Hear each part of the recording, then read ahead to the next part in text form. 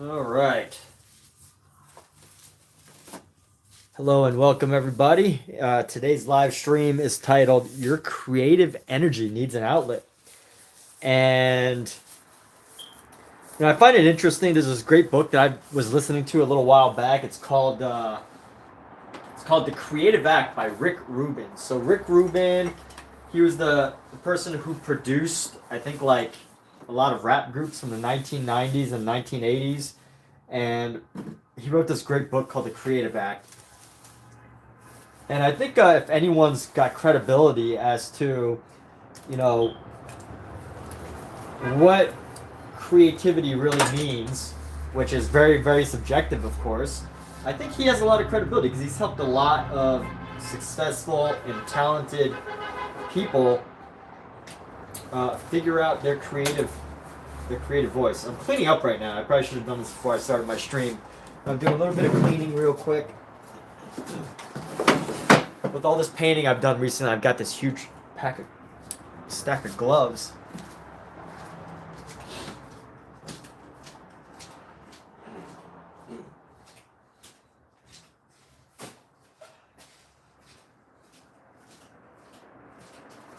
But if there's one message that I wish to share today, it's that people's creative energy, your creative energy needs an outlet. You gotta, are they making out in this painting?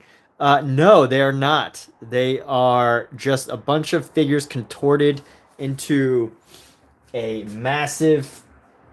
So these are actually statues, but I've painted them in a interesting way. I mean, here's the question: do you want them to make out with each other? I mean, that can be done if you want to hire me for a commission, but this is not a bunch of figures making out with each other. Although it could definitely look that way. All right, so with that said, I do want to get started right now. I'm going to open up some of my supplies here. Pop open my materials. But Ghost Rider, what's going on? Where do your creative energies, where are they pushing you? There's this great book called Think and Grow Rich, and it says that creative energy is probably one of the most powerful energies you can have. You feel it. I feel like any energy that is driving you, that is motivating you to go do something, whether it be going to paint, going to out to have some drinks, meeting up with friends to come up with ideas, or even playing video games. I believe that the main driving force of that is a creative energy. And sometimes I think that energy doesn't really know where to go. And ultimately, it comes down to whether you're able to find a nice outlet, a nice way for you to express to express those energies. So, just some thoughts there.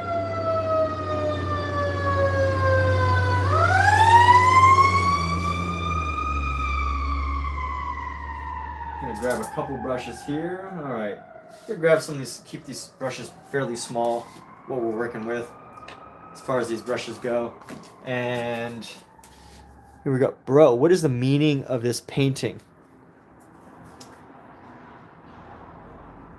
Real question is, first off, before I answer that question, when you see it, what does it make you think of? What does it make you think of? Does it piss you off? Does it make you laugh? Does it just totally confuse you and baffle you and make you go, what the heck is this? Why don't you share what you think first? Does it draw your attention? Do you like it? Do you dislike it? Forget about meaning. Two big guys banging. All right, well, there you go. If that's what it looks like, that's what it is, right? In your head. It's nothing I can do to change your opinion on what you feel it looks like. Or there's nothing that I'm going to do. Good, you like it. Great. So I still have to finish up this figure here. There's some facial details that I need to improve on. So I'm going to go with this nice fine brush here and just focus on some facial details. Good. So drawing attention. What's up, KJ and M? So I need to update some of these facial details. Maybe add some add a color here. Let's start with a nice dark color here, and we're gonna go right here. We're just gonna go start to input and separate some of these eyes and the sort of separate the eyes from some of the other features. Change up add a little bit to lip here, and there's just enough detail that you can figure out that this is a face. So I don't really feel like I need to do too much. You just need to know that it's a face, and we'll keep it pretty loose for this painting as far as how much detail we want. So we're gonna go like this, bring that up, and add in here. So add in to this highlight, that's a shadow, and let's go like this. I'm gonna go like that. So these are actually based on a very classic drawing class.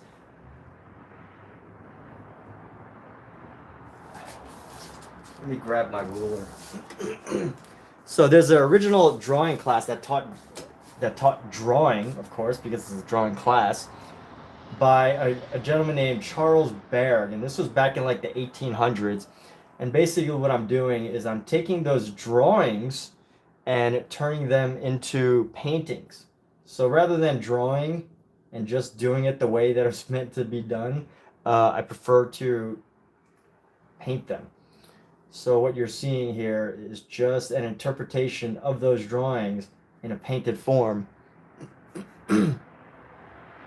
And what I'm doing right now is just adding in shadows, adding in some nice dark shadows to separate the forms and everything. And we're going to go into here, add a nice shadow into here. And then we're going to go into the highlight in just a moment. But for now, I want to keep some of this. I want to add in a bit more of the shadow. Bring this down. Yes, these are bodies. These are all based on statues, though. So they're not real people. Although it might, feel that way at times. But these are not real people. They're just based on real people. But I believe these are based on like classical Greek Roman statues. So they really only provide this feeling or this idea, but not so much giving the. What's up, Omizu? How you doing, dude? How are you?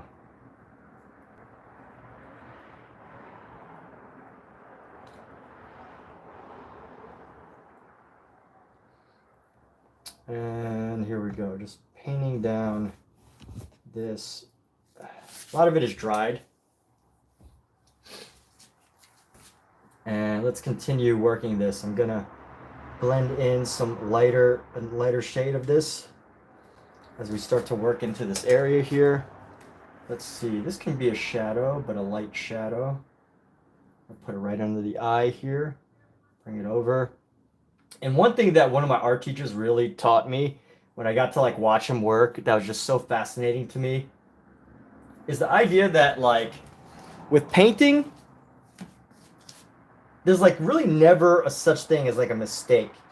Because after you've made a mistake, what you can do is you can go over that space over and over again until you get it right. And time permitting, depending on how much time you have to do a painting, you can go over a piece over and over and over and over again until you get just the exact thing that you're looking for. And that's the amazing thing that I love about painting is that nothing is ever totally set. So here we go. You're just enjoying the last 30 minutes of your shift at work. Hermes, VB, Hermes, right. What's up, VB? So VB, I forgot to say hi to you because your first uh, your first entry kind of got lost in the shuffle with everybody else. All these questions about what this painting is about. So, you know, the real question is, what does it mean to you? What does it say to you? What is it speaking as far as, you know, how does it speak to you? It doesn't necessarily always have to make sense. It can mean something totally different to a different person. And that's the wonder of artwork.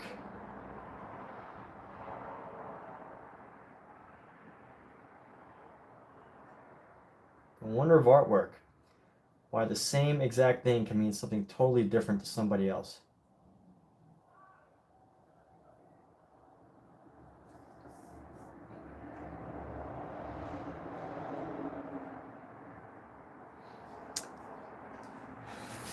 Alright, so I can see some of this color has lost, this has lost its main color. So what I need to do is I need to go in with this white here. I'm just going to paint on top of it to see if we can get this highlight back. The one thing I usually need to work on as an artist is this discipline of not just putting down colors wherever I feel like it. Sometimes, you know, it depends on the piece. If I want to do something more serious, like, you know, that has like more of a specific look, then, you know, of course, it doesn't matter as much where I put the colors. But if I want something to have a certain look, you know, I sometimes have to stop myself and be like, that's not where, the color doesn't go there, you know? It's not where the color goes. And then I have to be like, hey, take a step back, don't do that, don't paint there. But you know what? Sometimes you also come up with some nice accidents too. So here we go, right here. I'm gonna add some texture detail to this. And that figure's coming out pretty good. I set this one aside for a while. Yeah, I set this aside for like 4 months. I started this like 4 months ago and just haven't gotten back to it. I wanted to really push my ideas, you know, some looser paintings, and just wanted to see, you know, I wanted to feel out what I could get as far as output goes, because I know that sounds weird, but I just wanted to like get out some more paintings. I felt like I was just constantly doing these pieces that were these types of pieces that weren't really capturing my personal creative voice. So I felt like I needed to try something different and do something more.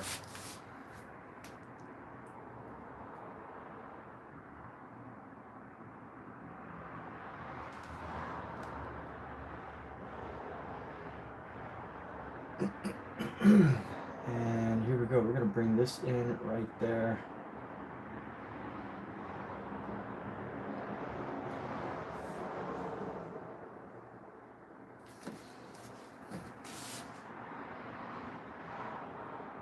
I don't know. Maybe it hasn't been that long. Maybe it's been much less, but could have been less. Probably less. But here we go. Here we go. Let's add some highlights. I want to add some highlights into this section right here. A little bit more highlight.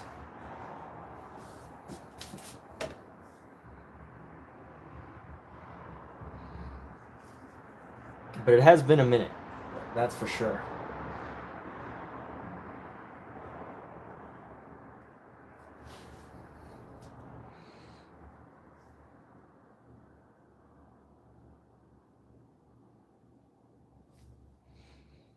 And here we go. We got the highlights around the neck, got the shadow on the face.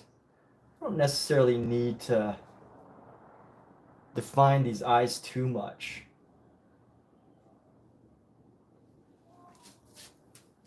But I do want to add some of these subtle details with a smaller brush. So I'm going to grab a really, really fine brush. So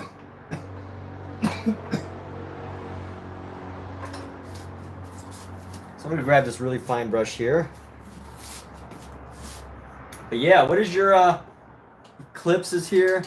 Maybe back in September. That could have been it. Eclipse, what's up, dude? How's everything going? So Omizu, what is your creative outlet pushing you to do once you get home? What is your creative energy inspiring you, moving you towards? Maybe at some level you don't even you have to, but like, you're feeling compelled to, but at the same time, like, you're like, oh, I don't know. I get home, I'm gonna be tired, I need to take a break. Because that's actually what happened to me today. I was like, you know what, if I go home, once I go home from work, once I'm done working, I'm gonna be home and I'm ready to take a break. I wanna like just chill out and not paint. And that actually occurred to me today. But I'm really glad that I didn't listen to my initial instinct, because here I get to now paint, which is great. And let's go with this color. Grab some of this white here. And whatever is happening over here with this neck, I need to bring it down a bit. I need to bring it down.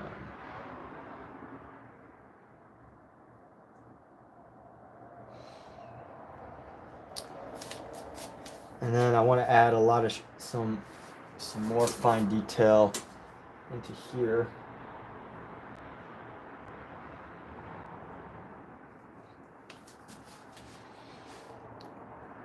You just became a jerk recently and you're not proud of it. Wow. Well, hey, look. At least you're being honest and you know what's happening. But hey, I understand that you are a young dude. You're a young bro. Just there's going to be times that you make mistakes. And hopefully it's not too big of a mistake that you can't bounce back from. Right? Like there's some mistakes that, there's just no recovering from. So, but at least you recognize it. And you're going to figure out how to get, I don't want to say forgiveness. Forgiveness sounds like so like religious. Nothing wrong with religion, but, I try not to bring that into the subject, but like not forgiveness, but just like how to be a better person. There you go. This is just general life wisdom, right? The idea of being a better person. You don't need to be religious to be a great person. So anyway, here we go. We've got this highlight here, and we're going to bring this nose down like that. People are going to be like, why is this nose so pointy? It's because it's a statue. It's not a real person. So here we go. Let me see if I can find any other highlights. There's like a little highlight right there.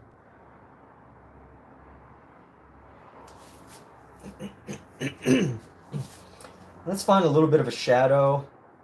I want to try to find a little bit of a shadow to bring in.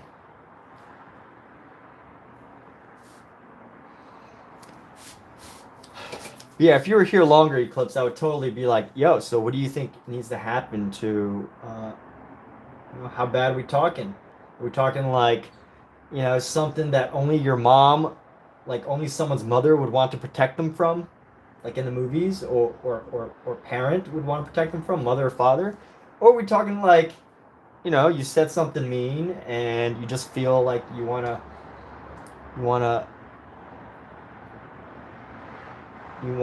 someone to, you want to apologize to, and you don't like that side of you. But man, it is sometimes very challenging to be a young man.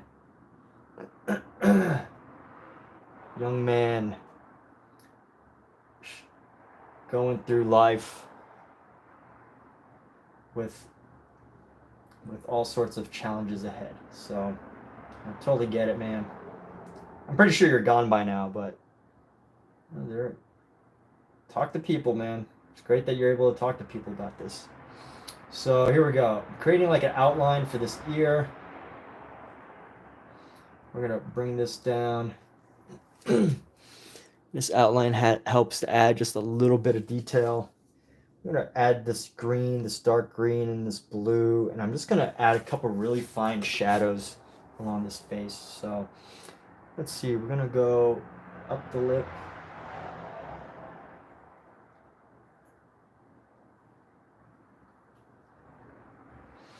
A little bit on the nostril right there. And then a little triangle right above the nostril. We're gonna have a shadow right here. And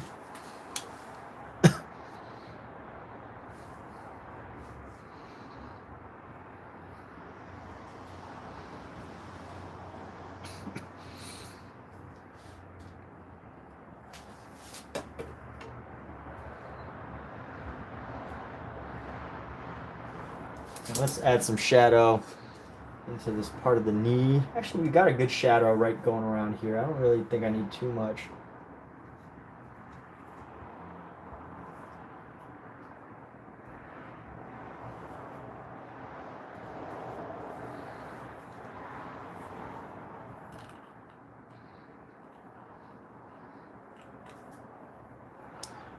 All right.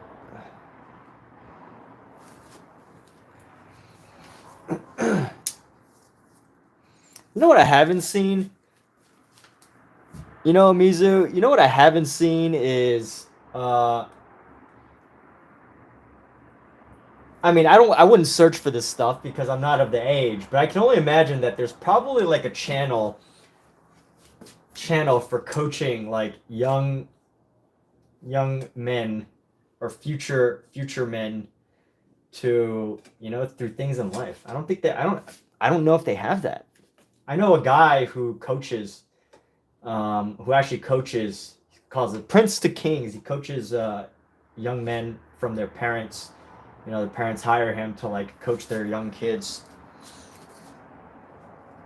from the ages of like 13 to 8 to like 17. I'm like, wow, that's a really good, important business. Because, you know, what are the things that can really help to raise young men today? I think the internet, of course, but, you know, we all know the internet probably causes more problems than it probably helps to alleviate. So I was like, wow, he's got a good thing going. He's got a family. He's well known in Australia for the work that he does, which is great. He's a coach in Australia. But it makes me wonder, like, you know, where people search for these answers now. Because, you know, I always had friends growing up. You know, I think our generations had friends and family, and, you know, we actually talked about things, but it's probably more challenging today, I would imagine.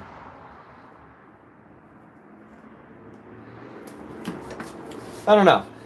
So here we go. We're going to go in with this white. We're just going to go circle around, color this in, add a little bit of a highlight right here, a little bit of a round highlight. Add some color to the lip.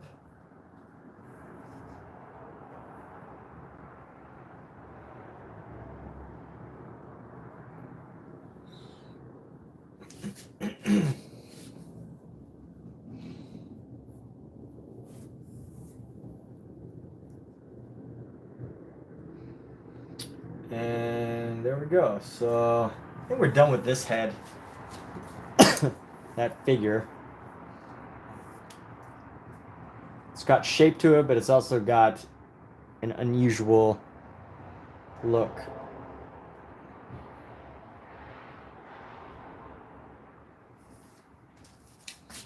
Maybe just blend this area just a bit more.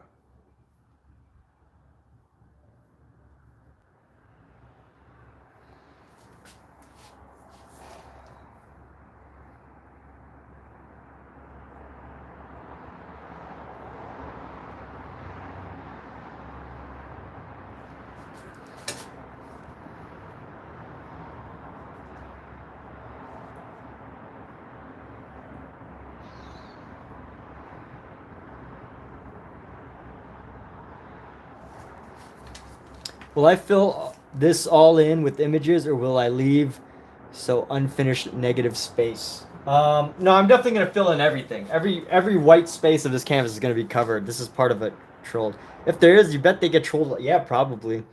A few followers who watch your streams. Yeah, I mean, you know, you really got to make. It's hard. It's hard to make that choice. It's like, you know, do you really want to be a guiding factor? And I think it's easier. My friend is a dad, so I think it's also easier. Like, if you're a dad, you know, you might like you're coaching kids. You're seeing their problems, their challenges, like you know, happening right in front of you.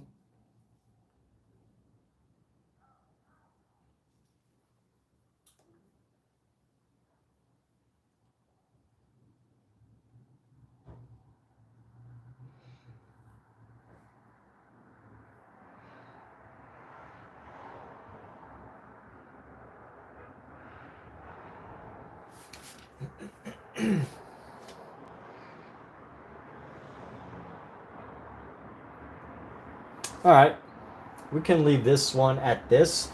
And what I do still want to do is I want to add some of this orange color.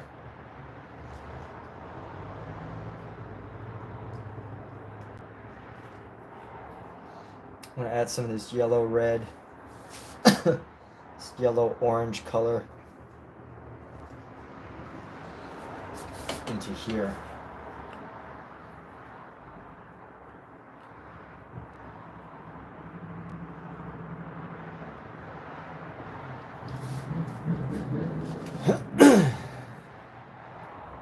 And there we go. So we're going to leave this. Yeah, we'll leave this.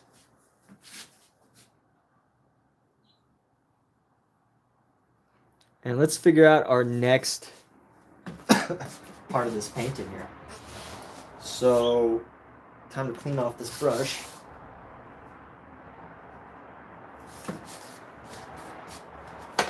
Drop this down.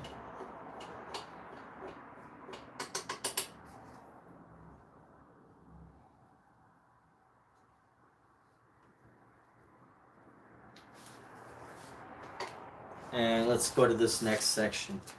Actually, so this still has some paint on it too, which maybe I'll clean up a little bit here. Try to add some of this color into here.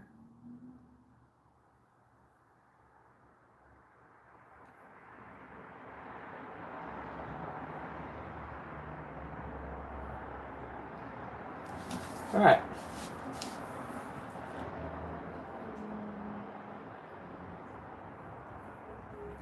Oh wait, didn't the other day I said I was gonna paint by candlelight? Let me see how that works. I think Omizu is like, hey, have you ever tried painting with candlelight? And hopefully one of these kittens don't knock over my freaking candle. Pookie, where's your brother? I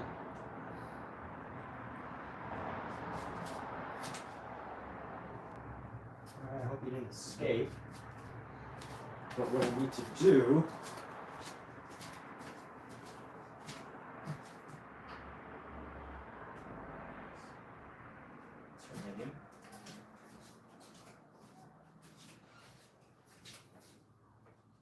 Where's your brother? Cookie, where's your bro? Alright, let's see.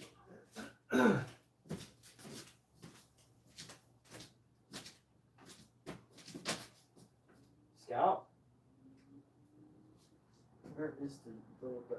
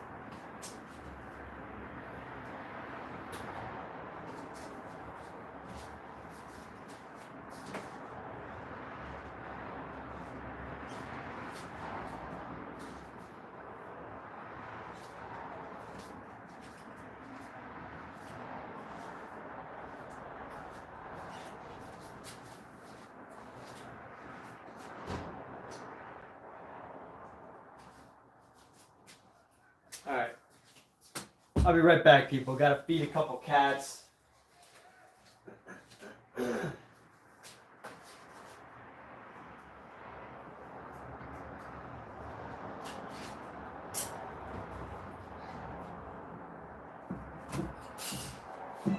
Oh, where'd it come from? This came out of nowhere. I knew that would pull you kitties out of thin air, huh? Where is this? Where is this?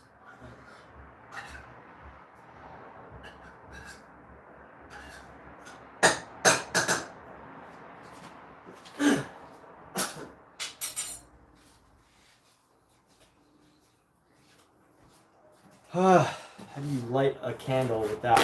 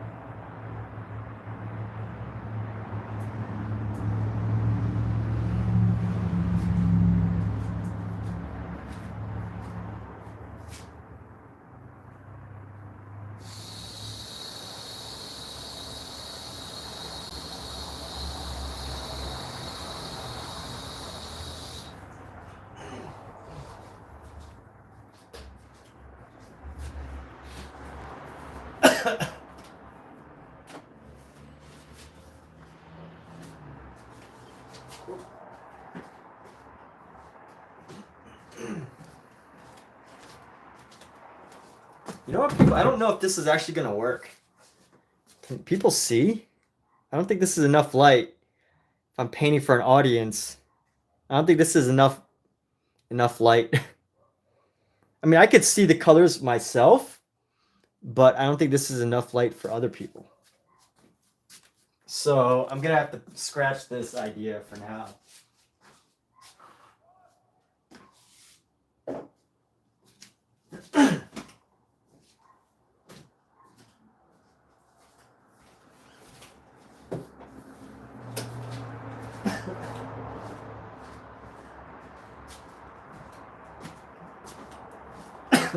Maybe if one day I get a better set of candles, like a bigger set,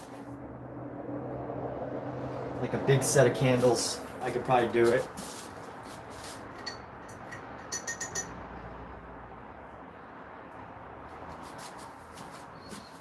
But for now, being a guy comes here for the color light off when candles, when mixing color, but it might not matter as much. See you sooner. I need more candles for sure. What's up, Mark Dietz?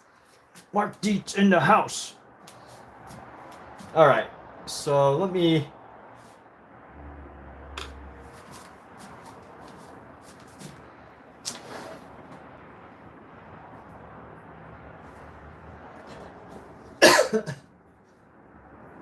Let me turn this upside down now. I'm gonna paint this upside down.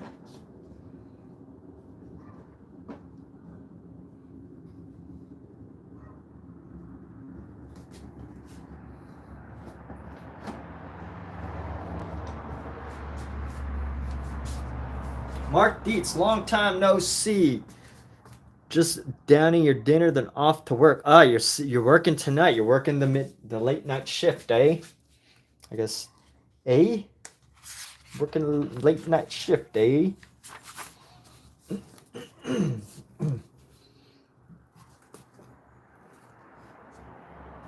So what I'm gonna do with this piece right now is I have this figure that I'm gonna paint.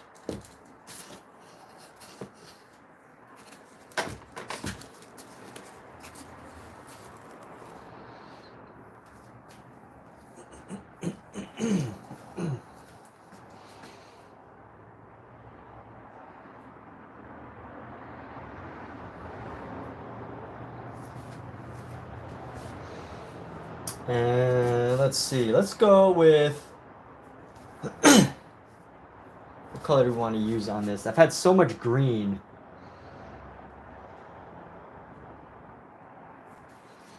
That I want to go with some red yellow. So I need some yellow here. Let's bring in some yellow. What color shall we use? We've got the blues. Let me bounce out with the yellow, orange, yellow.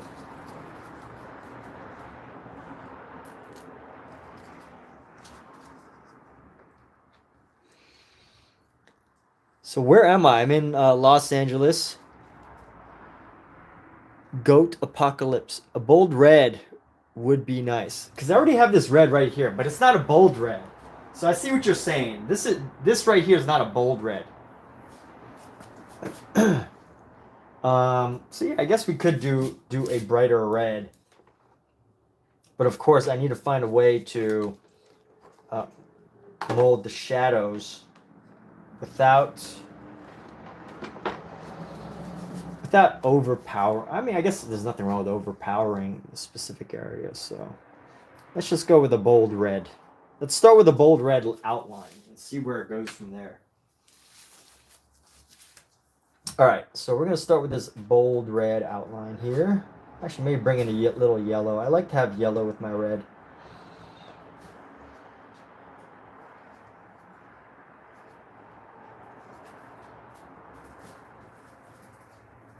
And here we go. Let's start.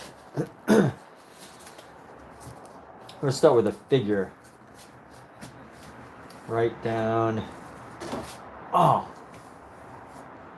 that did not scrape off any paint. Very good. Oil paint is so powerful. Like, once you get it on here, it's going to stay. That's one awesome thing about oil paint. Like, you can just see now, I accidentally just scraped this. Scraped a little bit, scratched the surface just a tiny bit, but it didn't, like, ruin the paint. And that's because this paint I hadn't worked on yet. But here's what I'm going to do. So this is another figure body. And I'm actually going to start at a different part of the body here. So this figure is going to be half a figure.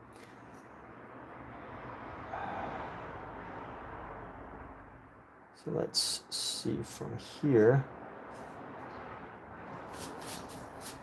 I'm trying to plan this out, but I also don't want it to like actually fully be on this canvas, which is why it takes some more planning. Even though I already have the reference and everything, I don't necessarily just want to just throw it down just yet. So where am I? You know, you were asking, oh, Mizu, because it's supposed to know where he is.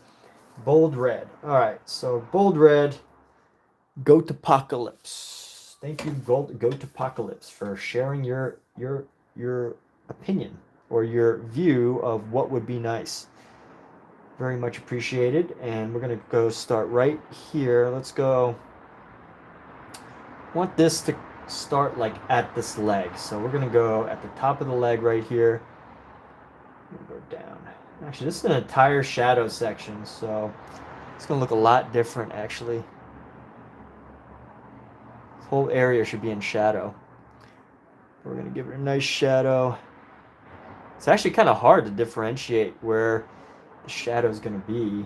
So let's just do our best. We're gonna go. Boom.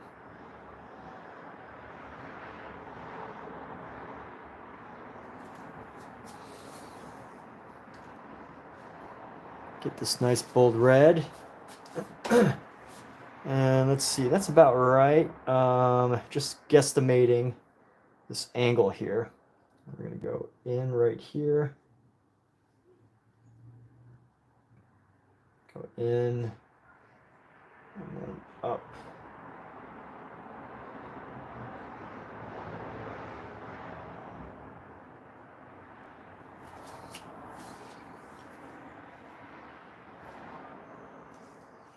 And here we go. So if I'm gonna carve this up, there needs to be some shadow right here.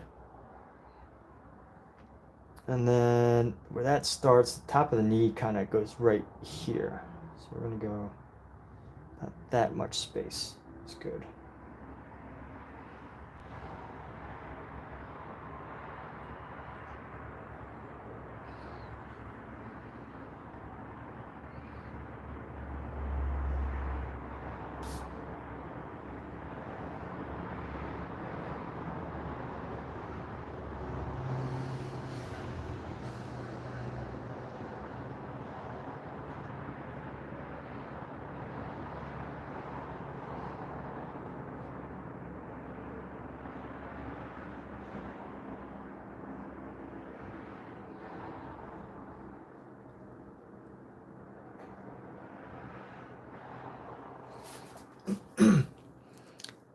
Going to be very light snow, not much. It looks like according to the weather.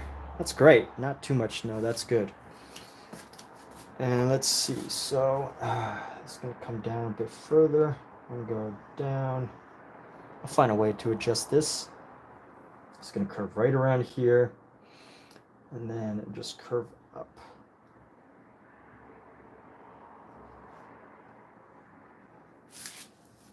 Initial sketch out right now.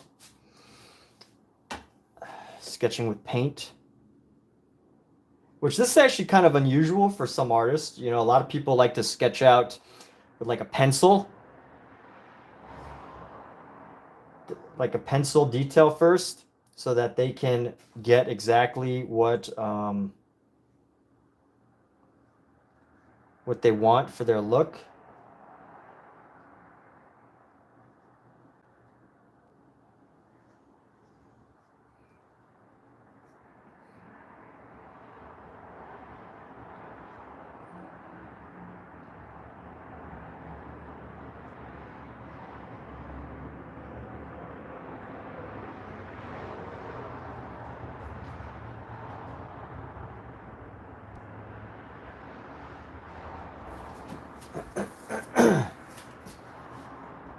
And with the pencil, what happens is the pencil's much thinner. So with that, because the pencil's much thinner, you have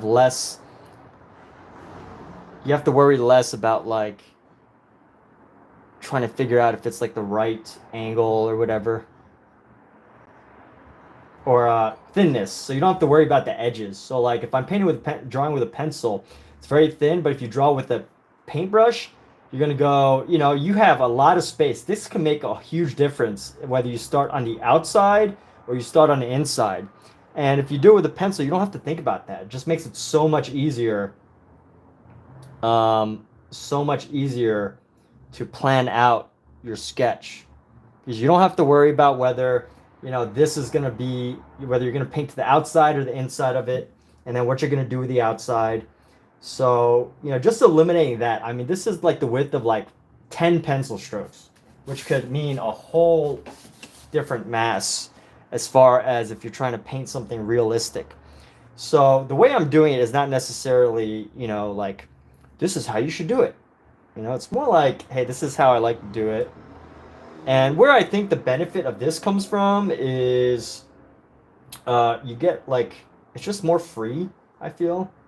Like there's just more of like a freedom to it, to like just kind of be open to allowing yourself to understand how yourself sees and interprets.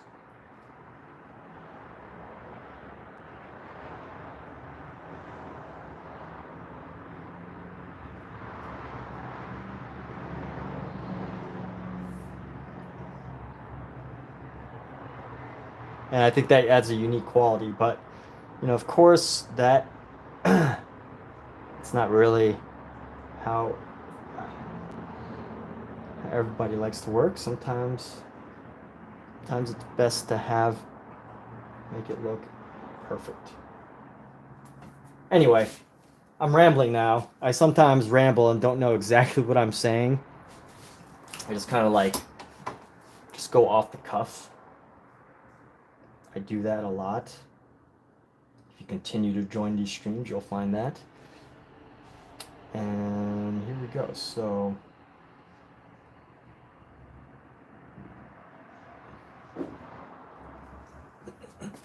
what am I rambling about? Sometimes I know what I ramble about, and sometimes I definitely don't. Excuse me. All right, here we go. We got the body. I'm gonna sketch out the body here. It should still be lower than the knee, so we're not going to go too high with this area right here. Still below the knee. And I'm just talking through my what I'm seeing here, how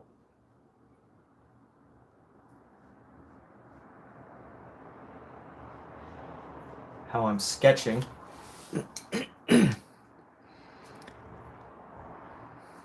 Yeah, drawing with paint saves time. That's also true. Drawing with paint saves time. It depends on how tight or loose you want to get or whatever.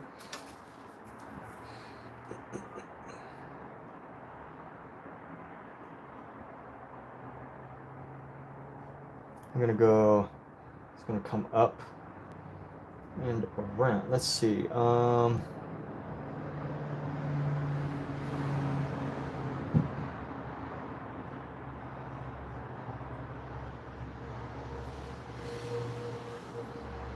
little bit past that.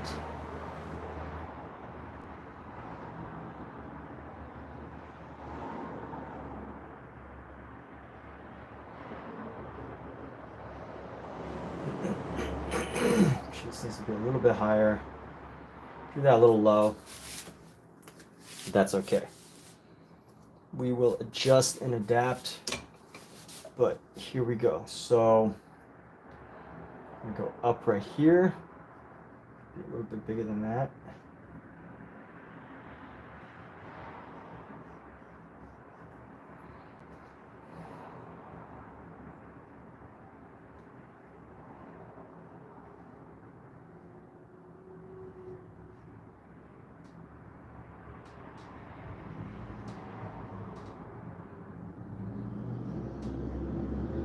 Oh, that's a little too far out.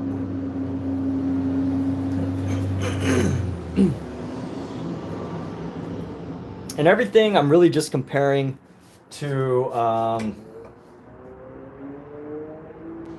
whatever I'm seeing. So all of these lines I'm really just making in proportions. That's how you can really draw super easy. Is just trying to keep things always in proportion. You don't even need to know exactly how long the lines are, as long as you're looking at the lines and estimating. Better if you're actually measuring, right? Of course. But you know, if you're actually just looking at the painting and what the size is compared to this whatever section you're looking at, and you know, just from that alone you'll do great as far as drawing goes. But here I don't need that to come in that far, so that's going to come down.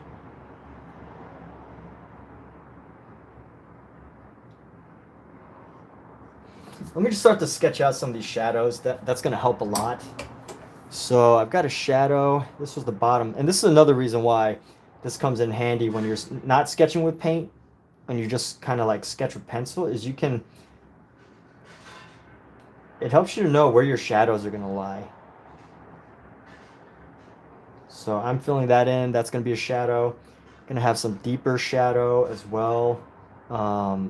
So that's the top of the leg. So how was I sketching that? Okay. And then this is going to be the bottom of the leg. And just figuring out where shadows are going to be. I need to figure out a shadow line here. So right along the top part of this, we're going to draw a little circle.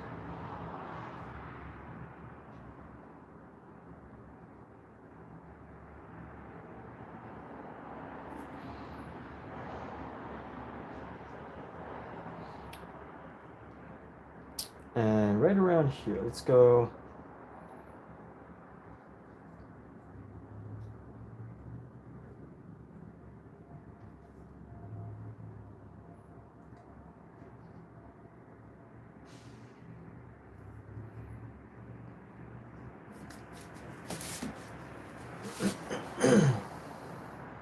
And sketching out these shadows areas is gonna, these shadow areas just really helps you later on when you're finally doing the paint session and you're deciding, you know, where certain parts and body parts need to go.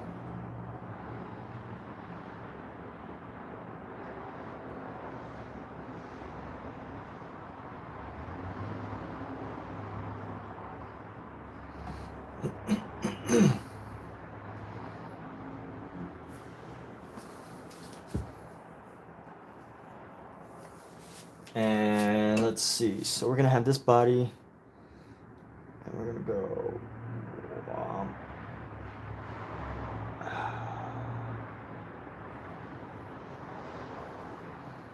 and then we're gonna have this body as it comes around like so.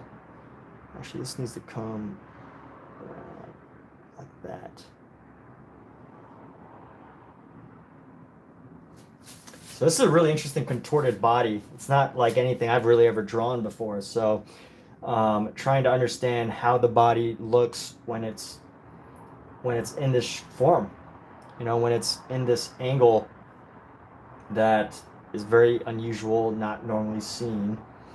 So we're going to turn this like so, and we're going to get some shadow right there. Get some more shadow. That's this shadow.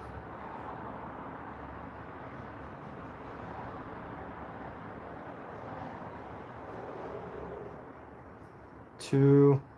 So let's see, we're going to get the first rib. What is that? No. So this will be the first rib. One. And then two. So 1, 2, and then 3. The third rib is going to go right into the pectoral muscles. And let's go down at an angle here.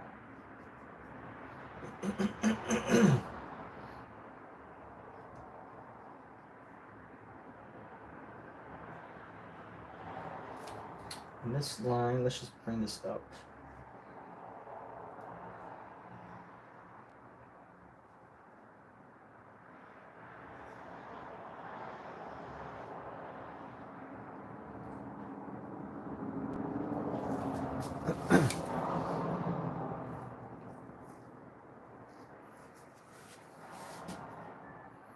Of course, this is PG-13 because this part's actually cut off.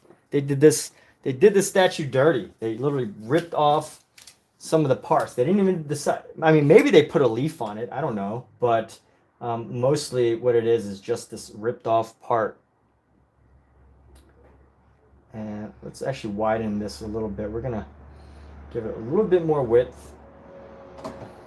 Give this body a bit more width. Let's see where this armpit ends. This armpit needs to come pretty much cross straight, but like right here. And then come around like this.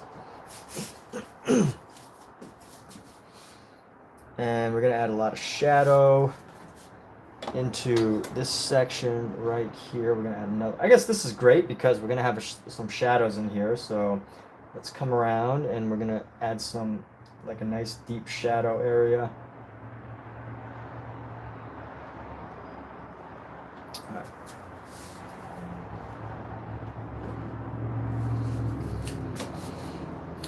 And it's going to come around like so. Bring the shoulder up, starting just under the armpit.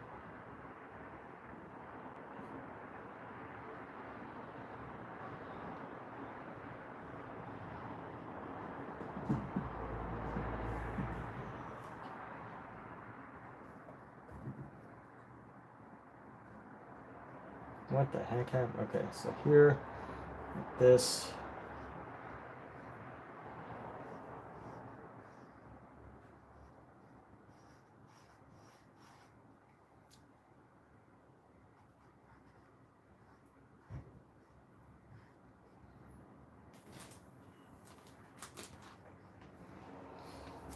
And there we have it. Keep this going. Get this sketch.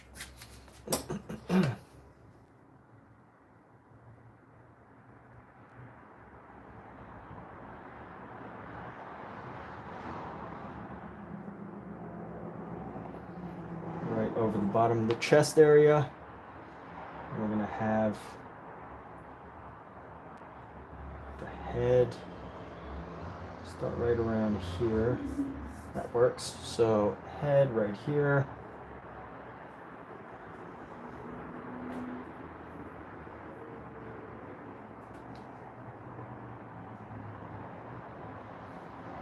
Definitely come out with the shoulder a little bit more.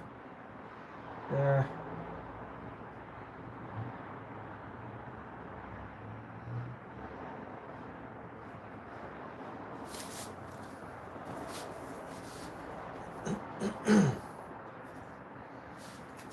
And let's navigate this section right here. Go up like right here, and then there we go. And here we go. We're gonna have the blanket come around. It's gonna be a blanket that comes around, towel, blanket, whatever you want to call it. Comes around the shoulder to the front. And actually I could probably just draw this through, but the rest of the arm, we're going to cut this down.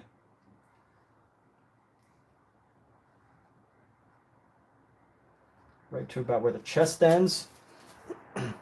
Talking through what we're working on, right to where the chest ends. And let's actually drape this around a bit further.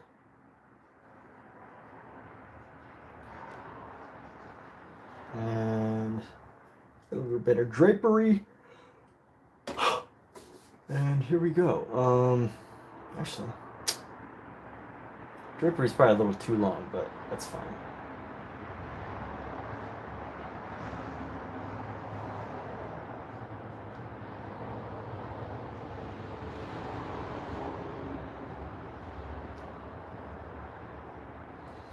Actually, this needs to come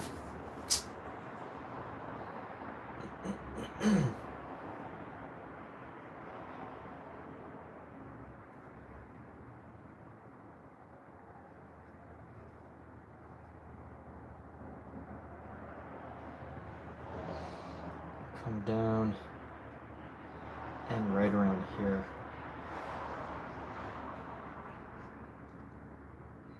It's going to come down further.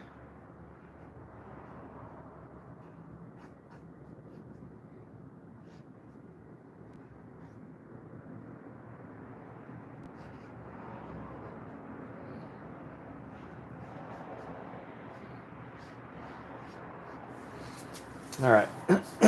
Figure this out. So that's a sketch. It's fairly loose. We can keep working at it as we go.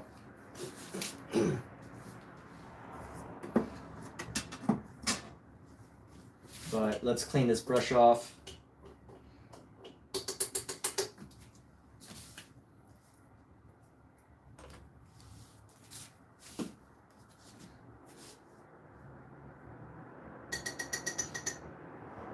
Scout, what you get staring at, bud? You know what I want to do? I want to add a little bit of a burnt sienna. Where'd all my paints go? Oh, there we go. All right. I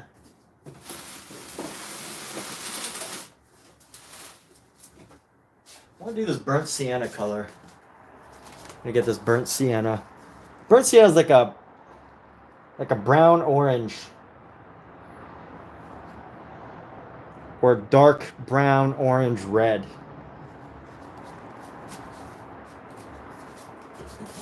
And what we're gonna do is, so actually I need to decide what's the body shadow and what's the fabric shadow. So if I'm gonna go with the fabric, I already got a purple fabric. I'm gonna go with the fabric. I could go with a gold yellow fabric. That might be good over red. So I'm gonna start with just the fabric first. I'm gonna start with some red here. I mean yellow. Let's just sketch in some of this fabric. Tighten up our fabric area.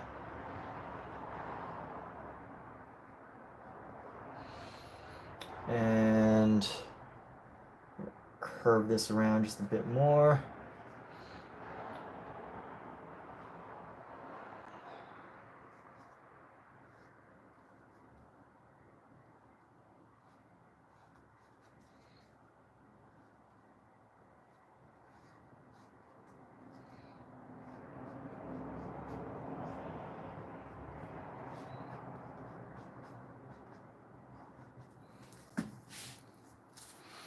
I'm just using the yellow just to pretty much just fill in space, right? Just to fill in the colors. Like a coloring book. Very simple, straightforward. And what I'll eventually do is use some darker colors in order to make the fabric look even more specific. But for now, that's what this yellow is. I just want to block in some of the spaces here. Just want to block in our space.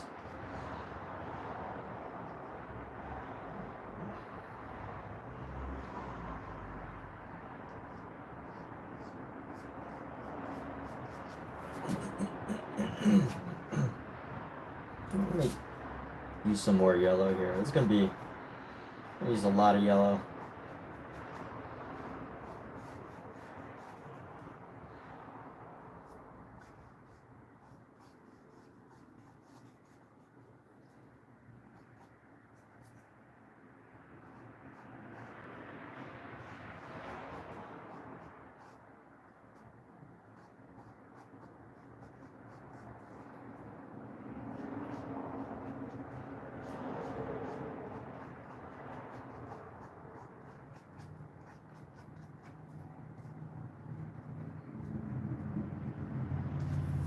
I don't know what he's sitting on. It's like, I mean, I guess it's stone. It doesn't really matter too much, except for the fact that, you know, I just need to know what value, so what like tone to add to these. What tone is not the right word. Value. The word that I say is the word that I should be using. So value. I need to know what value, the lightness or the darkness of a specific color that needs to go into here. And what I'm going to do with this, let's see, yellow and blue make green. I don't want green. Yellow, and I want to darken this yellow. I guess I could just add this sienna, this burnt sienna into it and create this like brownish yellow color. We're just going to add this into the shadow, add this into our area here, so as to create a separation of space.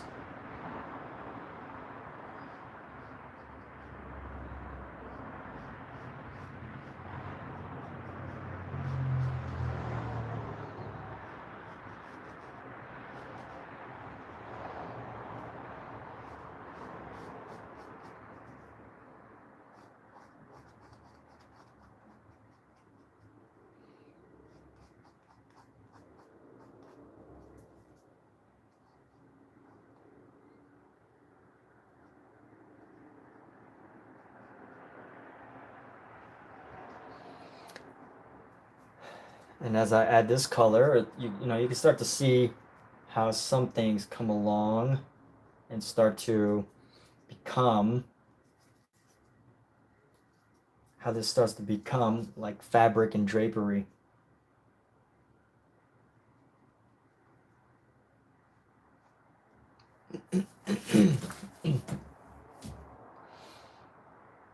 I'm using a really thick brush. Like usually you want to do this with like a much finer brush.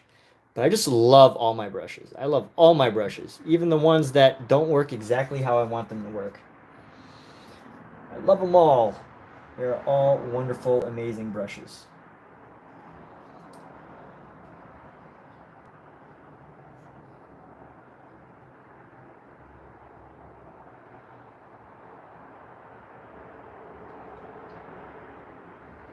And here we go. Just adding little movements into the fabric, and you can just start to see how, you know, this becomes fabric-like. And of course, the bigger you paint, the easier, I don't know if that's the right word to use, the easier it can become to paint a fabric, in the sense of,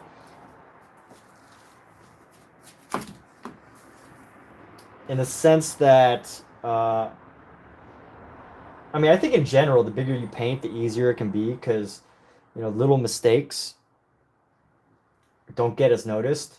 Like, you know, if you draw an eye and it's, you know, just this teensy tiny little eye, and if you're drawing an eye, you know, the littlest difference can make a whole difference. You know, the littlest amount, just the littlest change in the eye size can make it look totally weird.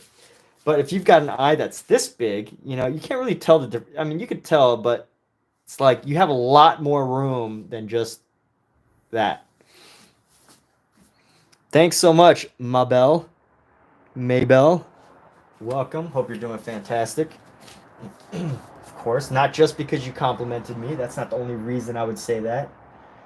Hope everyone does great. So here we go. We're gonna go. So we got the main blocking of this. I don't need to do too much more. I think, well, I need to do a lot more as far as finishing up this drapery, but for now, the most important thing is getting You know, getting the main colors blocked in. That's the main priority right now. Is just getting the main colors, the main idea, before we move into the rest. So Mabel, what are you up to? How are you doing this Saturday night? I guess it's Saturday. Who paints on a Saturday? Who likes to spend time on a Saturday painting? What a weirdo would do that, huh? Weirdos. I should stop being a weirdo. No, actually, I'll keep being a weirdo, but... Here we go. So anyway, we're going to go into this, and as you can tell, this is some more fabric, and I think once we actually start getting more in detail with this, it'll all start to make more sense. Yeah, it'll all start to make more sense. That's the goal. You gotta trust the process sometimes. That's what I always say, is trust the process. And if worse comes to worse, add more process. That's not the kind of thing you like to hear in business, but as far as painting goes, if you trust the process, and if it fails you the first time, you can start the process over and try again. So there is no failure, right? Totally making this stuff up, by the way. It's good stuff. I like it. I like it. Good stuff. So here we go. That looks fabric-y, right? Yeah, that looks like fabric. Omizu does. Whew. All right. So I breathed in quite a lot of paint fumes just now, and what I got to do is I got to get rid of this paint. Let's see if there's fabric areas that I can put this on top of. Yeah, I can put that right there. I can add a couple little strokes right here. Maybe brighten this up in this section a little bit so that it's not so, doesn't disappear too much there. And we're going to clean this brush off and then move on to the next section.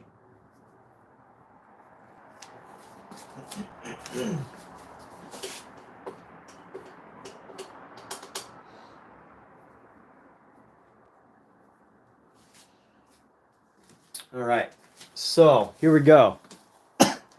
What was the guy's name? Goat Apocalypse says red. So that's what we're going with. Now, my only concern is I want to try to make it not as red as this one. That's something I want to avoid. Or not as pink as this one. I like to keep the redness. So I'm trying to think of what a good way to do this red shadow is. I can definitely do some more of this. I guess we keep with this burnt sienna as I originally planned. Let's make it a little bit different. We're going to play with this red sienna. Or burnt sienna, I should say. Red burnt sienna. Whatever color that is. And let's just start adding in. This is where the thickest part of the shadow is going to go. There's a piece that's sticking out right here. There we go. This is where the darkest shadow is going to go. So let's just go ahead and paint this in right here. We'll lighten it up later.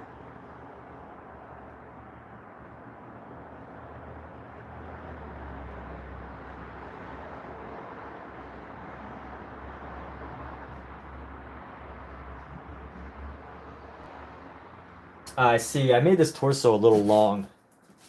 So, you know, we'll have to adjust for that, but that's okay. Some people have longer torsos. One thing I noticed that I never, you know, I dislike my cousin for doing this to me. I never noticed it until he mentioned it.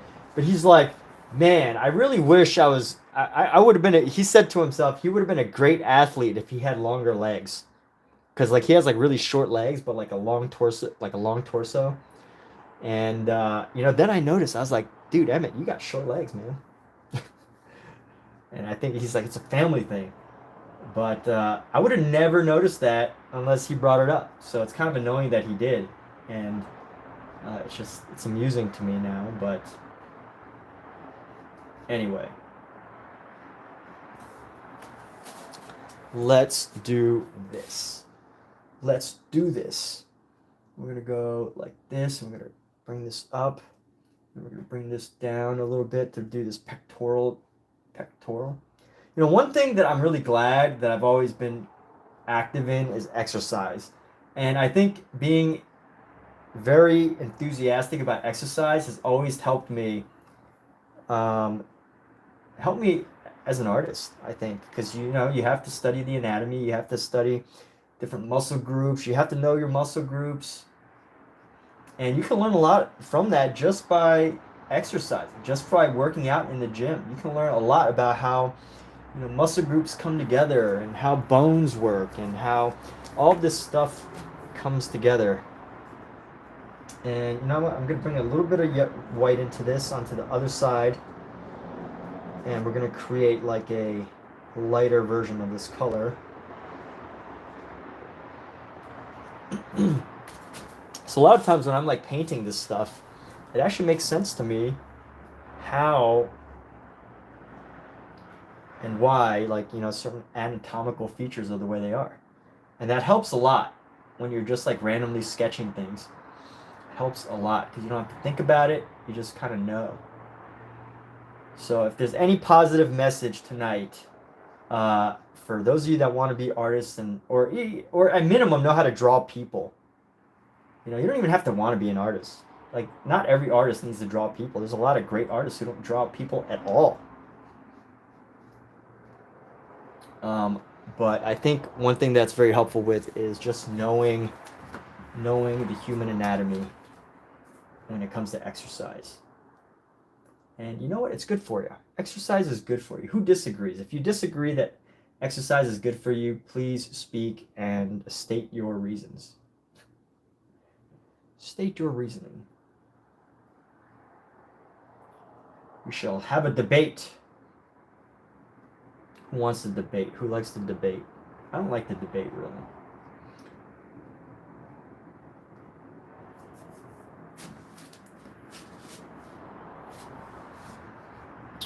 So we're going to paint this little underarm. Now let's get into the leg here. This is a good shadow to use on the leg.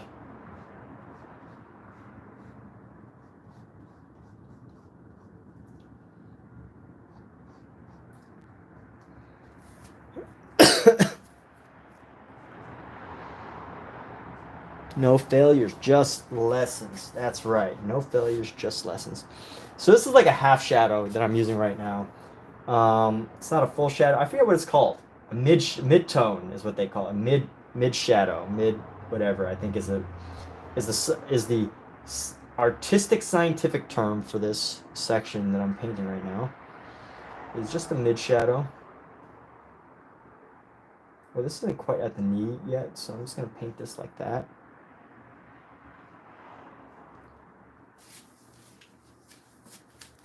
And here we go. So, go down like this.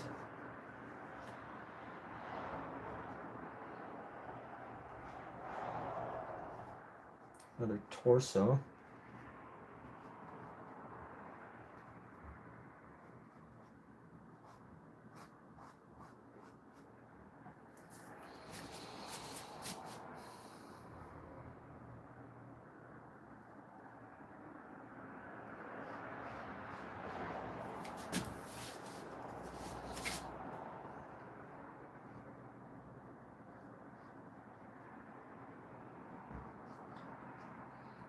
And there we go. Pop that down. Gonna add this as our shadow again. Maybe make it a little bit lighter because it has to make for like a good transition into the other part. I might actually even go into the dark shadows and do black. I might go in with the black, but not necessarily yet. Not just yet. So we're gonna go with a nice shadow around here. And actually bring this shadow up and around. It's a great shadow right there. Grab some more paint here. And Omizu, you streaming tonight when you get home? You doing your live stream? Everybody who is here right now, the few of you, or coming in the future, Omizu paints. If you want to jump from artist channel to artist channel, Omizu paints will likely be streaming sometime in the next few days. Maybe not tonight, but at another time he probably will. So here we go. All right, let's get this leg. I need right there.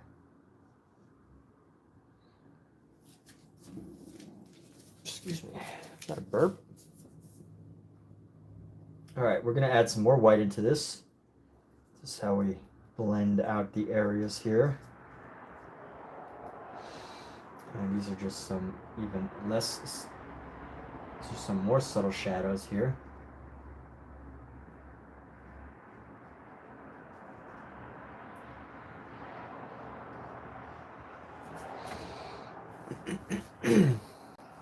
Maybe in a few hours. Well, there we go. All right, in a few hours, Omizu Paints may stream. Perfect. I'll probably be done with this stream in just a little bit. I'm not streaming too much tonight.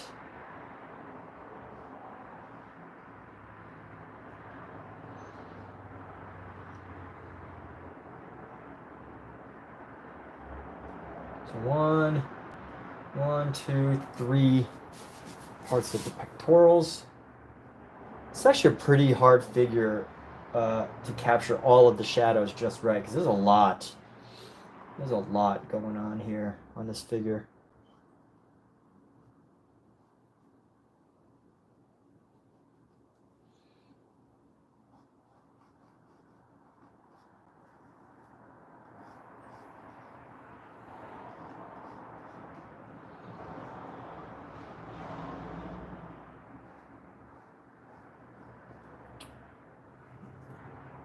There we go. A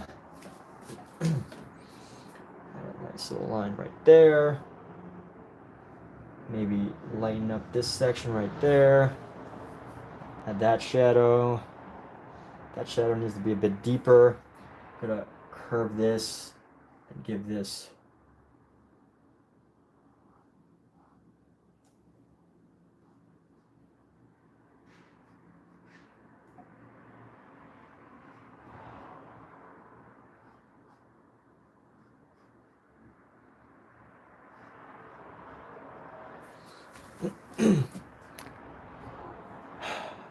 and let's see. All right, I think this can be lightened. And you know what I want to do? I want to make this like a more orange body.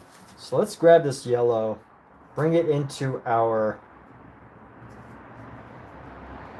yellow, whiten it a bit more. I need to change the highlight just a bit. I guess I could try. What if I just did a totally different color? Should have planned that ahead of time. If I just used a totally different color for the highlight. You know, I might do that on a different body part. For now, let's just stick with this.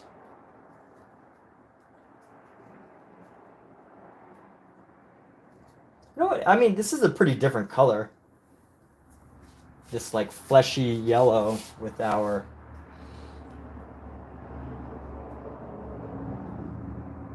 reds. So now we're just adding into the highlights of our body here.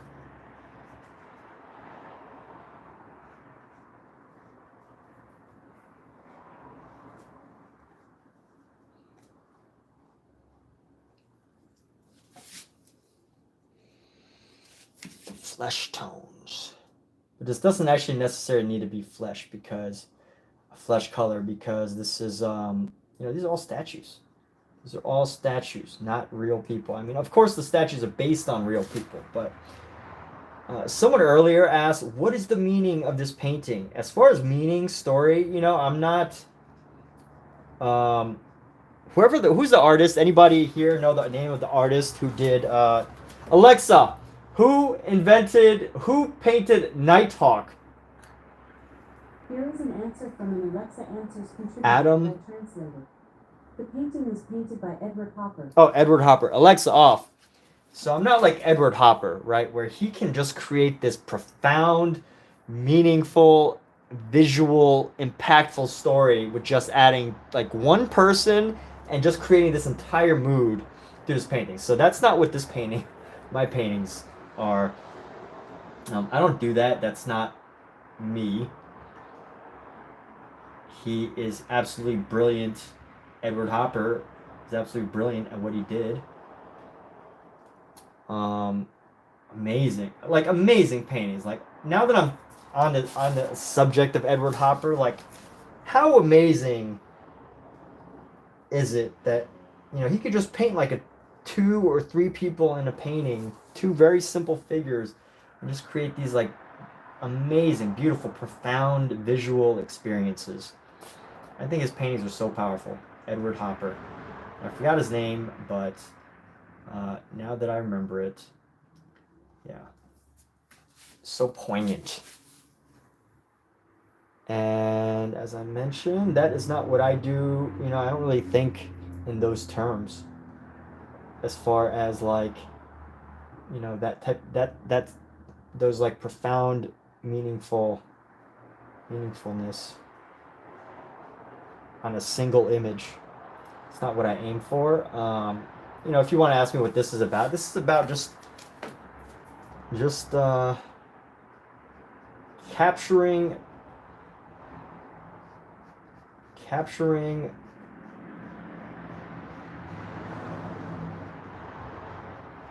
ideas of beauty based on, I'm painting based on idealized forms.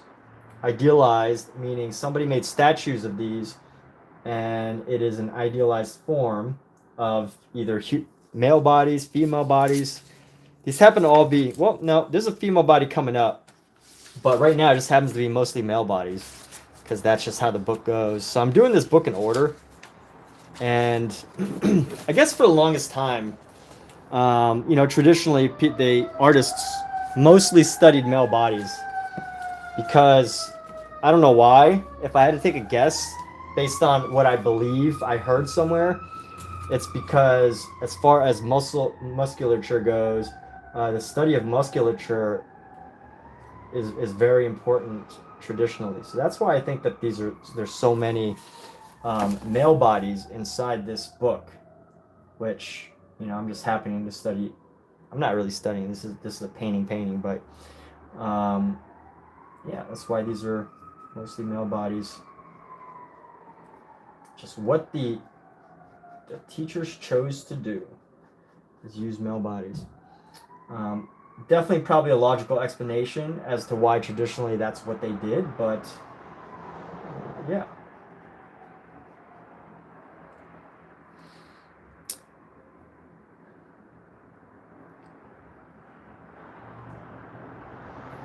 So here we go. I think this part can go much further out, but I'm not going to do that yet. I'm going to paint the rest of this.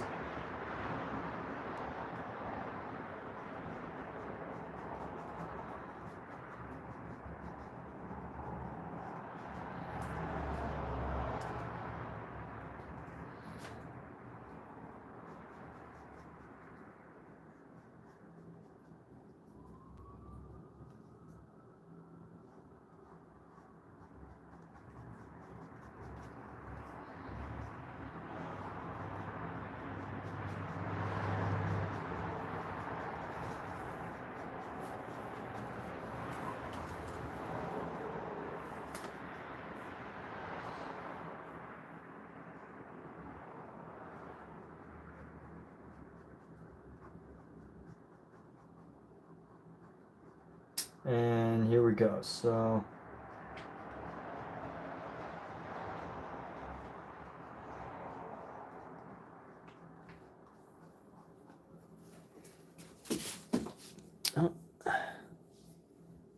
here we go. Okay.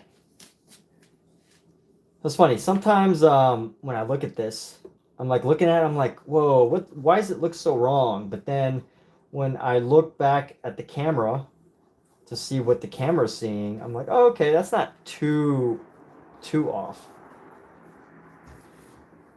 But it is great to have a camera as a tool that helps you to, constantly reflect on your painting so that you can constantly reflect on your painting. So you can constantly see the reverse image, and therefore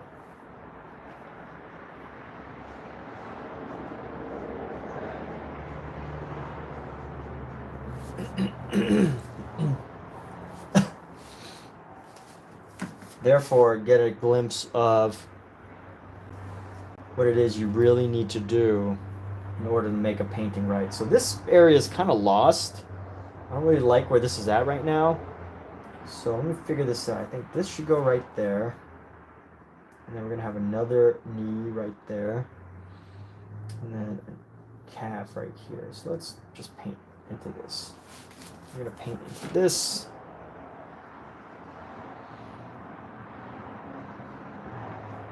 Just paint into that. And this stuff out here is going to probably disappear at some point. I mean, it has to. But let's see. So this could blend up a bit, blend in a bit. I'm just using this to gently create this transition as opposed to like a hard shadow. And just to create this like subtle change. And I think in here, there's a lot of space that is up here, but I feel like this pectoral could come just a little bit further. So that's what we're gonna do is let's transform this pectoral muscle right here. Because it looks like, is this a freestyle painting? So Michael, is this a freestyle painting? As in, am I doing this totally just from my mind? No, I am not. But I did not make this up. I am using a reference. If that's your question. If you need to clarify, feel free to clarify. But this is not totally made up. I do have a reference that I am using.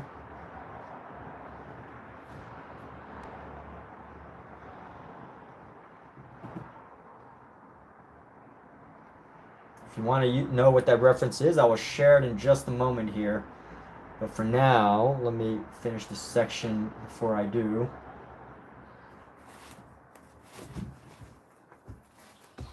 And here we go. We can actually go into here.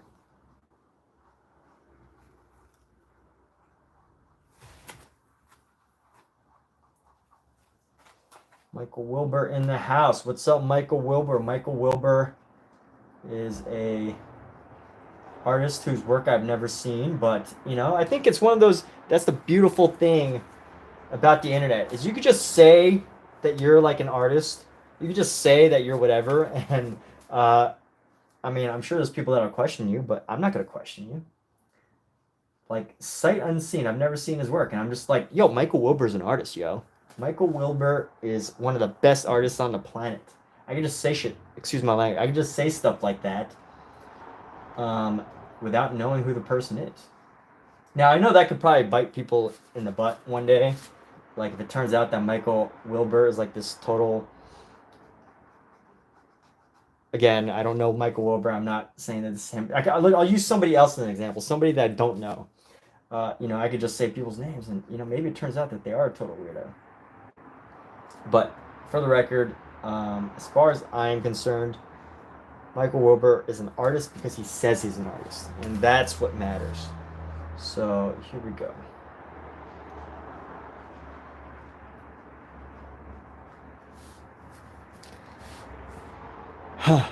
All right, almost there with this section. Let me get back to this. Actually, this could be lightened. This is light. And let me clean up this brush before I go back. All right, let me answer the question here before I get distracted again. So, Michael Wilbur, you have TV proof and an artist. There you go. All right, so you got TV proof? You're on TV, Michael? That's cool. All right, so for those of you that don't know, the Ultimate Berg Drawing Collection. So this is a reprint of a book made in the 1850s by Charles Berg and John Leon Jerome. And what they were is they created a drawing class in book format, so you can learn from a book, study from a book just based on place. So these are my references here. See, reference there, reference there, reference there. These are my references. Now, they don't have colors, so I basically picked the colors myself. But originally, this was a drawing course. This taught drawing. And here's the fun fact that most people probably don't know. If you ever look through Vincent van Gogh's like letters and you look at some of his drawings, you'll find out that a lot of those drawings are actually from this book. A lot of Vincent van Gogh's drawings are actually from here. Like here's a famous drawing. They don't have the name of the original artist, but it's like the general's daughter or something. And originally it was in this book, but Vincent van Gogh has a famous drawing that was actually literally a copy of this in his own way, you know, in Vincent's own style. A lot of these drawings were redrawn by Vincent. These sketches right here, I'll even share. These sketches right here, various figures, Vincent van Gogh sketched in his letters as well. And here's an even more fun fact. Vincent van Gogh, Vincent van Gogh, I try to pronounce it the right way, Vincent van Gogh's company, his brother's company, was one of the first publishers of this book. So I think Vincent, that makes me think Vincent as more of a genius as far as like his vision for his career goes, is that he realized, maybe, I'm guessing, that this publisher, which is his brother's company, he would use the publisher, he would use his brother's company, the book that they published, to do these drawings. And, you know, I guess it stood the test of time for a while. I wouldn't say that this is really that popular as far as the drawing method goes. It's very old school. But, you know, using like a graph and sketch. I don't even do this, right? I don't graph out my drawings and try to copy it. I don't do that. But you could. And I think the important thing is learning what's it called? Proportions. But right on, there you go. There's my theory there about Vincent. And I can see right here that this chest is a little off, so I need to go back and do this chest again. This chest is looking kind of funky right here because it just kind of disappears right there, and that's not really how it is. So let's go back with this, and we're gonna bring this chest down further, right about there. Bring this chest down further. Right about here. And then we're going to bring this chest, give a little bit of separation. I can't really see exactly what I'm doing here because I haven't resketched it, so that can be an issue. But this one's going to come right up here, come right up to the front of the neck right here. And then this one comes down like here. This will be a bit lower. I think once I do that again, let's get the shadow. So let's go back, grab some shadow, and see if we can define it a little bit better. So we're going to get the shadow. I'm going to come right down into pectoralis here. Bring the shadow down like so. And then bring this up. And then we're going to bring down another pectoralis right here. Maybe even a little further. Yeah, I think that could be. How does that look? Yeah, okay, that doesn't look too bad. A little contorted.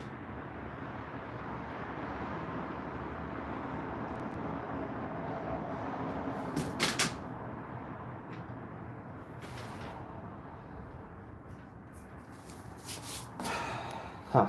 Is that better? Yeah, not too bad. Alright, we'll keep working that, but let's add in our dark color now. Got to get back to our shadow red. Shadow red. We're going to go right into here. Add this. Make this a nice dark shadow right there. And we're gonna add our dark shadow into the ribs here. So into the ribs. So one.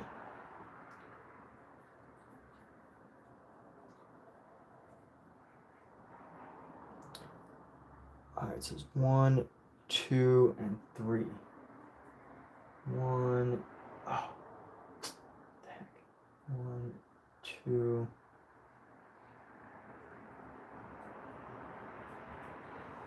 I'm gonna give him some extra big ribs. 1, 2, and 3. And then of course the chest. Is that right? 1. So then 1, 2, 3 comes in here. We're just gonna close this off right here around there. Okay, cool. So we got that. We do need to add the highlight back. Okay. Let's add some shadow right here into where this piece was pulled off or ripped off. I don't know how that happened to this poor statue, but somebody was very upset at this part. Or maybe, I think just naturally. It must be really hard to add a penis onto a sculpture. Cause like, I don't know, is it any more or less difficult than adding a finger onto a sculpture? I don't really know, but I feel like always on any sculpture, like the penis somehow always gets ripped off. But anyway, Marianne Swanson, welcome. You're in the hospital. Oh no, what's going on? How are you? What's happening? Uh-oh. Things are not going too well on your side of the world over in Norway.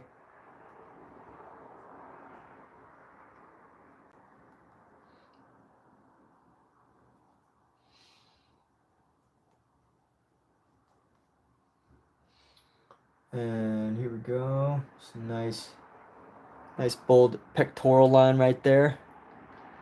Harder to do teeth in a painting than to do a penis on a statue? Is that what you're saying? Or I'm not quite sure exactly if that's what you were suggesting or whatever. But yeah, I can only imagine. It's teeth. You know, one great thing I learned early on was don't try to draw or paint teeth. Don't try to draw or paint teeth. Just draw a smile. There are very few people on this planet that can draw teeth very well. Like draw a great smile or paint a great smile. Very few people, and even those people supposedly don't do it because it's like, it's not worth it really.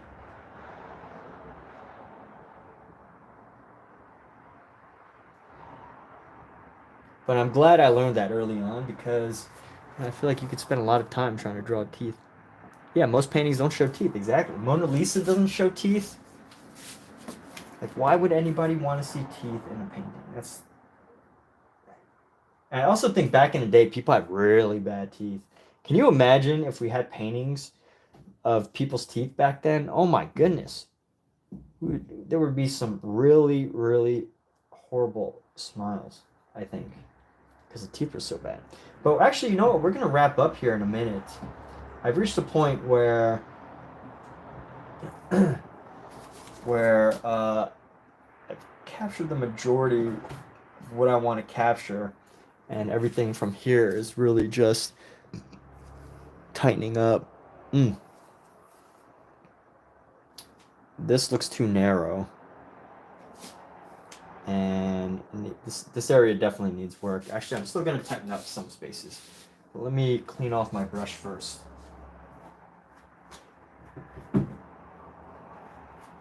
I'm going to grab a white. I'm going to grab this orange color, this peach.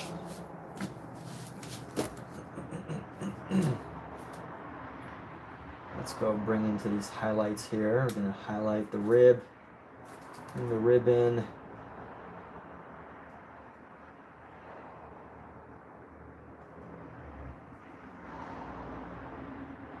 that rib looks really weird, but we will make it look more natural in a bit. So now I just want to get this area. It's like so. Area is not working. Come up with this, and then like so. Maybe we can darken this section here. Let's see, how can we make this a darker shadow? We're gonna go down and then up.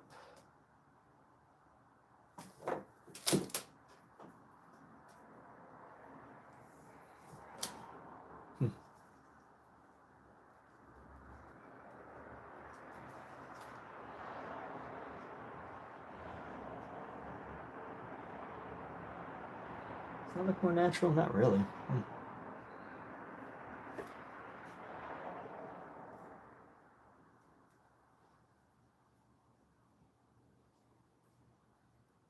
I think it looks a little funky, but it's better.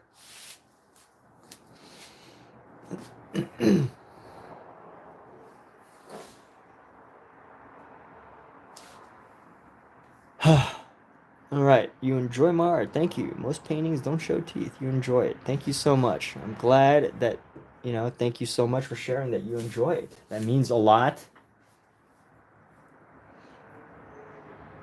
I was looking at there's this really great art collector, and I say he's a great art collector because, like, what makes an art collector great? There's real no book that defines what makes a great art collector besides the fact that they collect great art, which can be totally subjective. But anyway, I think what makes him a great art collector, I think it's I don't even know his name right now, but he's on Instagram, and he was saying how how much he really understands how much it means to an artist for somebody to. Okay, of course, one way of making an artist feel good is to like their work, right? Just simply enjoy it, compliment it. But the other way he talks about, because he's a collector, is buying their work, and I think he really understands like what that feeling to an artist is when somebody buys their work. It's a pretty amazing feeling. And I'm not talking like, commercial pieces, like somebody makes a comic book and they're on they designed the cover of issue 137 of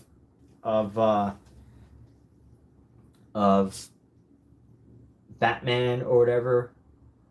I'm sure those artists feel good. They love the fact that, they could be on the cover of something that they love. But I think there's something also extra special about when an artist can paint something very unusual or very normal or whatever, and somehow it finds an audience. It finds somebody who really likes it. And I think he really understands that concept. But anyway, the ribs look a little weird. Yeah, we all love flattery. Who doesn't like flattery, right? We all do. Everybody loves a little bit of flattery. But hey, it can also be overdone, flattery can be overdone.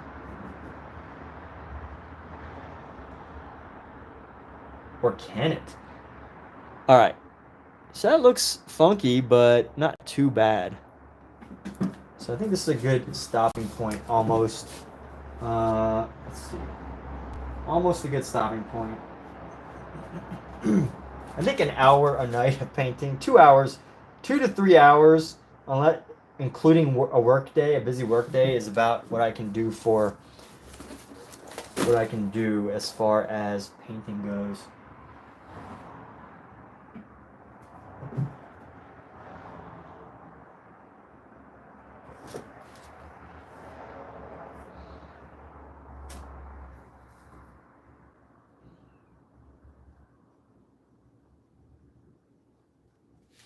Okay, it's looking a little better. Head's cut off, the body's got the ribs. I think the ribs are looking a little funky, but we can work that later. Add a little bit of shadow, a couple little shadow points on here. Add some more shadow around this piece, this part, and add some texture into there to make it look like something was ripped off. of this thing, this male torso. Add a little belly button concept there, a little belly button shadow. It's not really a little belly button shadow, it's an actual belly button shadow.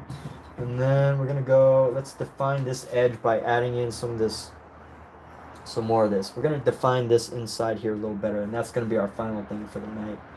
I just want to define these edges a little bit better with some shadow lines. It's gonna create a hard edge.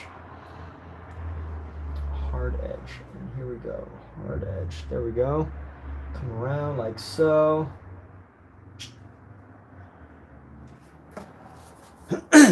Got these hard edges.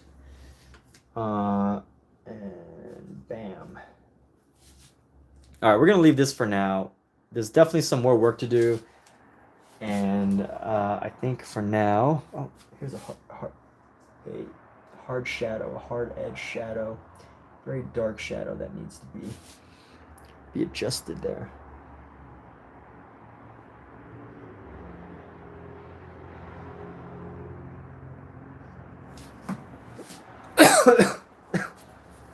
You know what? I really want to fix these ribs up. You know, there's always something to do. Always something to do. Oh, right. That's why. Because these ribs are a little bit too big.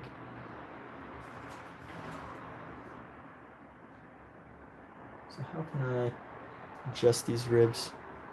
That looks a little better. Title of this piece, Where's Willie? That will show the top is missing. That's where you're at these days. What do you mean that's where you're at these days, Omizu? Honestly, I said something and I think you're responding to what I said, but I totally forgot what I said. So if you could re-clarify for me so I can understand where you're coming from, which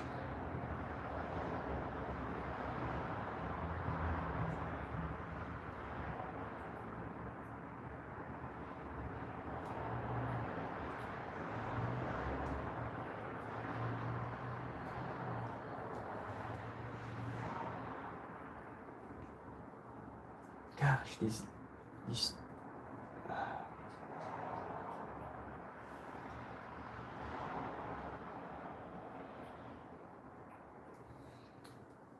all right, we're gonna leave that for now. I don't want to do too much more to mess this up. During work days, you can only do a few hours of art making. Yeah, there you go.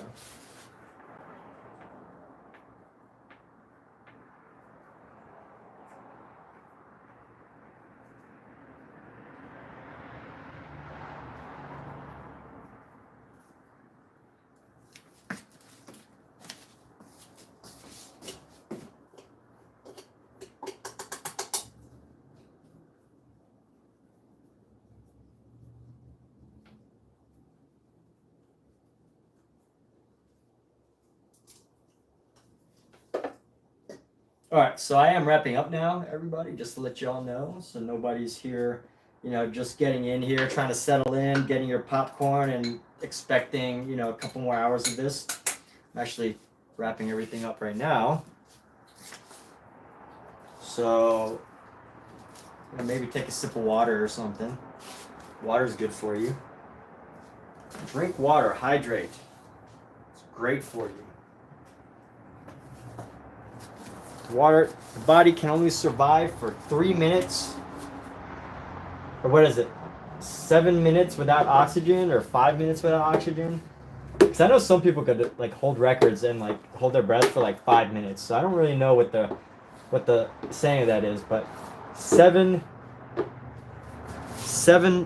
minutes without oxygen, or 7 seconds without oxygen, right? Like if your brain literally has no oxygen for 7 seconds, 7 minutes without oxygen, 7 days without water, or 3 days without water.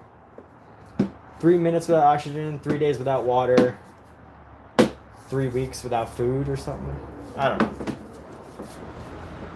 But water is important. That's what I'm trying to say.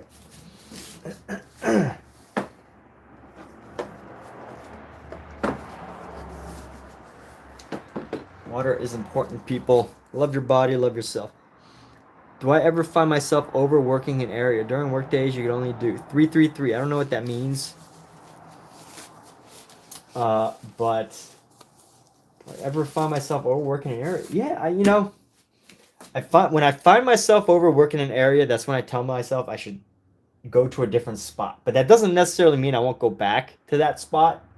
It just, in that very moment, I'm like, I can't figure this out. I have to do this way. I have to keep trying and trying, and then I'll work it and work it. But I definitely find that, I'll catch myself, and then I'll just stop. It's not always easy to just stop, but there we go. So I'm going to take a break now. Well, actually, we're going to finish for the night. But Michael Wilbur, good to see you. Thanks so much. Omizu, of course. Hey, Omizu's probably going to stream later. I don't know for sure. Hey, Omizu, I'm going to hold you accountable and be like, yo, dude, stream for like 10 minutes. Even if it's like a sketch or something. I don't know. But if he doesn't, that's cool. But anyway, take care, everybody. See ya.